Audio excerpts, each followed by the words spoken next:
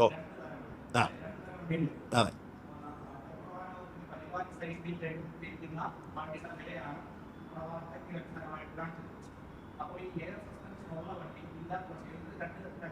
അതെ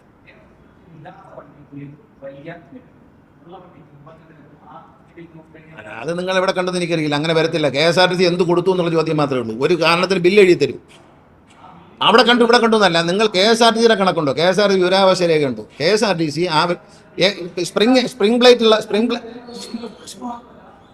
ബില്ല് കാണിക്കും. ബില്ല് കാണിക്കും. ബില്ല് കാണിക്കും. നിങ്ങൾ KSRTCയുടെ ബില്ല് കാണിക്കണം. നിങ്ങൾ അങ്ങനെ തർക്കിച്ചിട്ട് കാര്യമില്ല. KSRTCയുടെ ബില്ല് കാണിക്കൂ. KSRTC ഈ വിലയ്ക്ക് വണ്ടി വാങ്ങിയിട്ടില്ല. ഈ പരിവാഹൻ സൈറ്റിൽ നിന്ന് എടുത്ത് വാർത്തയെന്ന് ഇപ്പോഴാണ് നിങ്ങൾ പറയുന്നത്. വേറെ പരിവാഹൻ സൈറ്റിൽ നിന്നാണ് കിട്ടിയത് നിങ്ങൾ ഇപ്പോൾ പറയുന്നത്. KSRTCയുടെ രേഖയായിട്ടാണ് ഇത് പ്രസിദ്ധീകരിച്ചിരിക്കുന്നത്. ഇത് കൊണ്ട് കാണിച്ചിരിക്കുന്നത് KSRTCയുടെ രേഖയായിട്ടാണ് ഇതിൽ കാണിച്ചിരിക്കുന്നത്. ആ പരിവാഹൻ സൈറ്റിലാണോ ഇത്? ഇത് പരിവാഹൻ സൈറ്റിന്റെ പ്രിന്റ് ഔട്ടാണ്. ഇത് പരിവാഹൻ സൈറ്റിന്റെ പ്രിന്റ് ഔട്ടാണ്.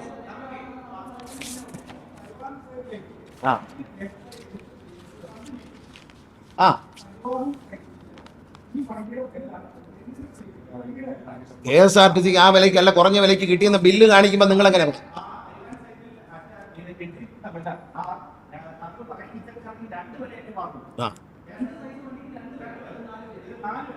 അതെന്തോ 4 വില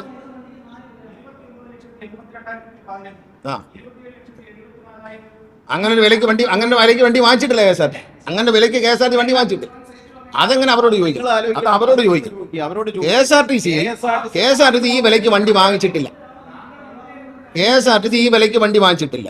അതാണ് ഞാൻ പറഞ്ഞത്. CBI വേണമെങ്കിലും അന്വേഷിക്കട്ടെ എന്ന് പറഞ്ഞത് എന്തുകൊണ്ടാണ്? പരിവാഹൻ സൈറ്റിലാണ് നിങ്ങൾ കണ്ടതെങ്കിൽ അത് കേന്ദ്ര ഗവൺമെന്റ് നിയന്ത്രണത്തിലുള്ളതാണ്. അവിടെ അന്വേഷിക്കണം. KSRTC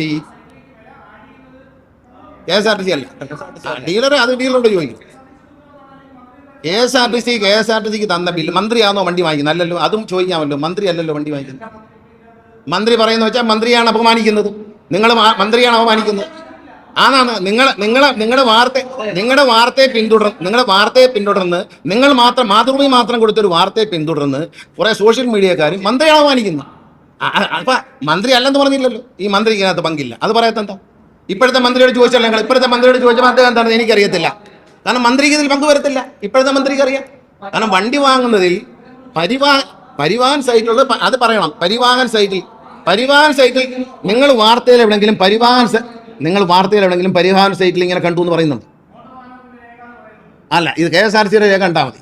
കാരണം KSRTCയിൽ വാങ്ങിച്ചിട്ടുണ്ടെങ്കിൽ KSRTCയാണ് പൈസ കൊടുക്കുന്നത്. മോട്ടോർ വാഹന വകുപ്പുള്ള KSRTC പൈസ കൊടുത്തത് മാത്രം KSRTC പൈസ കൊടുത്താലും പറഞ്ഞു. ഞാൻ KSRTCയുടെ മന്ത്രിയായിരുന്നു. മോട്ടോർ വാഹന വകുപ്പുള്ളല്ലേ വണ്ടി വാങ്ങിച്ചത്. KSRTCയാണ് വാങ്ങിച്ചത്. KSRTCയുടെ CMDയുടെ ഉത്തരവാദിത്തത്തിൽ KSRTCയാണ് വണ്ടി വാങ്ങിച്ചത്. അതിൽ ക്രമക്കേടുണ്ടോയെന്ന് ചോദിച്ചു. കൊണ്ടോ അത് പ്രസിദ്ധീകരിക്കും. അപ്പം അതിന് മറുപടി അത് പ്രസിദ്ധീകരിക്കും. അതിൻ്റെ മറുപടി പറയാം. KSRTCയിൽ ഈ പറയുന്ന 29 ലക്ഷം രൂപയ്ക്ക് വണ്ടി വാങ്ങിച്ചതിന്റെ രേഖയുണ്ടോ? ഞാൻ പറഞ്ഞല്ലോ, ഇവിടെ വിജിലൻസ് വേണ്ട. കാരണം ഇന്ത്യയിൽ മുഴുവൻ ഒരു കമ്പനിയല്ലേ. CBIക്ക് ഇവിടെ അന്വേഷിക്കാം. ഞാൻ നേരിടാം. ഞാൻ KSRTC ജീവനക്കാരെ നേരിടും. KSRTC ഉദ്യോഗസ്ഥ KSRTCയുടെ വിവരാവകാശ പ്രകാരം രേഖയുണ്ടോ? KSRTC വിവരാവകാശ പ്രകാരം കിടിച്ച രേഖയുണ്ടോ? ഞാൻ അവിടെ സൈറ്റിൽ കയറിയപ്പോൾ അത് കണ്ടു ഇത് കണ്ടു എന്ന് പറഞ്ഞാൽ പല കാര്യങ്ങളും വാഹന സൈറ്റിൽ തെറ്റായിട്ടാണ് കിടക്കുന്നത്. അത് ശരിയാവണമെന്നില്ല. നിങ്ങളുടെ കയ്യിൽ KSRTC ഓഫീസിൽ നിന്നും CMDയുടെ ഓഫീസിൽ നിന്ന് ഈ പർച്ചേസിനെ സംബന്ധിച്ച് വിവരാവകാശ രേഖ ഉണ്ടോ? പരിവാഹൻ സൈറ്റ് എല്ലാ വിവരവും കറക്റ്റൊന്നുമല്ല. മാതൃഭൂമി എൻ്റെ ഇൻ്റർവ്യൂ എടുക്കാൻ ഒരു വണ്ടി അല്ല, ഏഷ്യാനെറ്റ് എൻ്റെ ഇൻ്റർവ്യൂ എടുക്കാൻ ഒരു ബൈക്ക് കൊണ്ടുവന്നു. ആ ബൈക്കിന് 150 ഫൈൻ അടിച്ചിട്ടുണ്ടെന്ന് പറഞ്ഞത് ശരിയായ രേഖയാണോ? അത് ഏഷ്യാനെറ്റിൻ്റെ ലേഖകൻ എന്നെ വന്ന് എൻ്റെ ഇലക്ഷൻ സമയത്ത് ഒരു ഇൻ്റർവ്യൂ എടുത്തു ബൈക്കിൽ കയറിയിട്ട്. അപ്പോൾ മന്ത്രി ഓടിച്ച ബൈക്ക് 24 ഡൽഹിയിൽ നിന്ന് വന്ന ഒരു ലേഖകൻ്റെ. അപ്പോൾ അത് കറക്റ്റാണോ? ബില്ല് നിങ്ങൾ ചോദിച്ചാൽ കിട്ടുമല്ലോ. ആര് വിളിച്ചാലും കിട്ടും. ഞാൻ ബില്ലിൻ്റെ അടിസ്ഥാനത്തിലാണ് ഞാൻ ബില്ലിൻ്റെ KSRTC കിട്ടിയ അങ്ങനെ തർക്കിക്കണ്ട. KSRTC കിട്ടിയ വിലയും KSRTC കൊടുത്ത വിലയും അതാണ് ഞാൻ പറഞ്ഞത്. നിങ്ങൾക്ക് കിട്ടിയ എവിടെ നിന്ന് എനിക്കറിയത്തില്ല. അതിപ്പോൾ ആർക്കും പറയാമല്ലോ. ഞാൻ അറിഞ്ഞു. പിന്നെ പബ്ലിക് ഡോക്യുമെന്റ് അല്ലേ ഇത്? പബ്ലിക് ഡോക്യുമെന്റ് ആണ് ഇത്. പബ്ലിക് ഡോക്യുമെന്റ് അല്ല, അതൊന്നും നടക്കത്തില്ല. KSRTC ടെൻഡർ അനിയാ പറയുന്നത്. KSRTC ടെൻഡർ വിളിക്കുന്നു. ആ ടെൻഡറിൽ പറഞ്ഞ എമൗണ്ട് ഫിക്സ് ചെയ്യുന്നു. ടെൻറ്റ് ഫിക്സ് ചെയ്ത് ഓർഡർ കൊടുത്തു കഴിഞ്ഞാൽ ആ വിലയ്ക്ക് കിട്ടും. ഒരുമിച്ച് ഓർഡർ കൊടുക്കാത്തതുകൊണ്ട് രണ്ടാമത് GST വന്ന കുറവ് കൊണ്ട് ഇല്ല അതൊന്നുമില്ല, അങ്ങനൊന്നും വരത്തില്ല. അതുവരെ GST വന്നപ്പോൾ വില കുറഞ്ഞു. KSRTC ഇത് നിങ്ങൾ ഉണ്ടാക്കിയ രേഖയിൽ ഇതെല്ലാം പല രേഖ.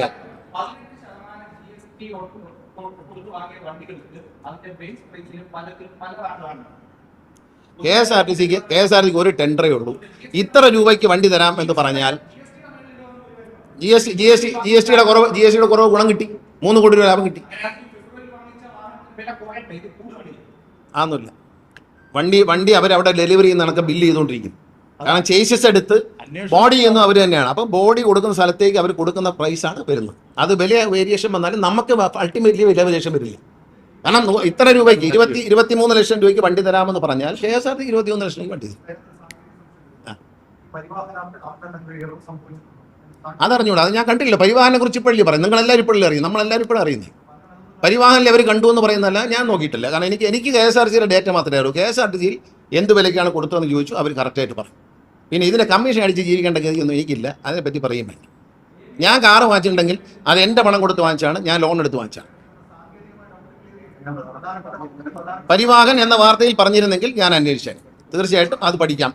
കാരണം പരിവാഹനിൽ എന്താ വരാൻ കാരണം ഞാൻ മോട്ടോർ വെഹിക്കിൾ ഉദ്യോഗസ്ഥരോട് സംസാരിക്കാം, ട്രാൻസ്പോർട്ട് കമ്മീഷനോട് സംസാരിക്കാം, എന്തുകൊണ്ട് അങ്ങനെ വന്നു എന്ന് പരിശോധിക്കണം. പക്ഷേ ബില്ലില്ലാത്തൊരു കാര്യം എങ്ങനെ വന്നു എന്ന് നമുക്ക് മനസ്സിലാവുന്നത്. പിന്നെ ഓരോ ദിവസം ഓരോ വിലയൊന്നുമല്ല, അതൊക്കെ വെറുതെ പറയുന്നത്. കാരണം വണ്ടിയുടെ ബില്ല് എഴുതുമ്പോൾ അവർ പല വിലയ്ക്ക് എഴുതും. പക്ഷേ ഫൈനലി 24 ലക്ഷം രൂപയ്ക്ക് വണ്ടി തരാമെന്ന് പറഞ്ഞാൽ ആ വിലയ്ക്ക് KSRTC, ആ വില KSRTC കൊടുക്കും. അത് കൂടുതൽ കൊടുക്കില്ല. കാരണം KSRTCയുടെ വണ്ടി പർച്ചേസ് തീരുമാനിക്കുന്നത് ഡയറക്ടർ ബോർഡാണ്. അത് ഇത്രയും ഉദ്യോഗസ്ഥന്മാരുണ്ട്, അവർ പരിശോധിച്ചതിന് ശേഷം മാത്രമേ അജണ്ടയിൽ വെച്ച് കൊണ്ടുവരണം. അല്ല ഔട്ട്ലൈൻ ആകേണ്ടതെന്ന് പറ്റില്ല. ധനകാര്യ വകുപ്പിലെ ഉദ്യോഗസ്ഥർ അതിനകത്തുണ്ട്. അവർ പരിശോധിച്ചതിന് ശേഷം മാത്രമേ അത് ഓർഡർ കൊടുക്കത്തുള്ളൂ. 50 വണ്ടി വാങ്ങാൻ തീരുമാനിച്ചാൽ KSRTC ഡയറക്ടർ ബോർഡിൻ്റെ തീരുമാനം വേണം 50 വണ്ടി വാങ്ങാൻ. അതെടുത്തിട്ട് ചെയ്തു. അല്ല അതെന്താണെന്ന് പരിശോധിക്കണം. കാരണം പരിവാഹനിൽ ഞങ്ങൾ കയറി നോക്കാറില്ല. കാരണം നമ്മളാരും പരിവാഹനിൽ കയറി നോക്കാറില്ല. പരിവാഹനിൽ കയറി നോക്കിയാൽ നിനക്ക് മോട്ടോർ സൈക്കിളിന് മന്ത്രി കയറിയ വണ്ടിക്കകത്ത് 100 ഫൈൻ ഉണ്ടെന്നൊക്കെ പറഞ്ഞാൽ നമ്മൾ എന്ത് ചെയ്യാൻ പറ്റും? അപ്പം നിങ്ങളൊരു സുഹൃത്തിൻ്റെ വണ്ടി കയറുന്നതിന് അത് കയറി നോക്കാൻ പറ്റും. അത് പരിവാഹനിലൊക്കെ പരിശോധിക്കുന്നത് പരിവാഹൻ എങ്ങനെ വന്നു എന്നുള്ളതിന് KSRTCക്കാർ അന്വേഷിക്കട്ടെ. അത് KSRTCയുടെ മന്ത്രി CP ജോണിനോട് ഞാൻ സംസാരിക്കാം, അതൊന്ന് പരിശോധിക്കാൻ പറ്റും.